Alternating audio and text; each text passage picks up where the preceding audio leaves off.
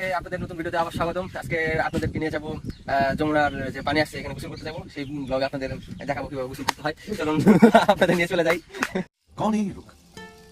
গ্রামের আঁকা বাঁকা রাস্তা এবং পানির সৌন্দর্য দেখতে দেখতে আমরা আমাদের যাত্রা শুরু করে দিলাম।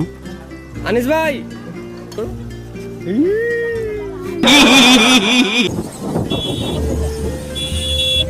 ছোট বাচ্চাদের এভাবে লাফালাফি করতে দেখে আমাদের ছোটবেলায় ফিরে যেতে মন চাইলো।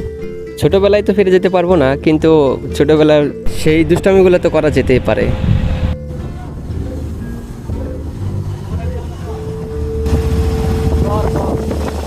যেতে যেতে আমরা গুঠাইল চলে যাই, যমুনা নদীর পার, যেখানে যমুনা নদীটা কত বড় সেটা কিছুটা বোঝা যায়। রাস্তায় দেখতে পারি অনেকে ব্রিজ থেকে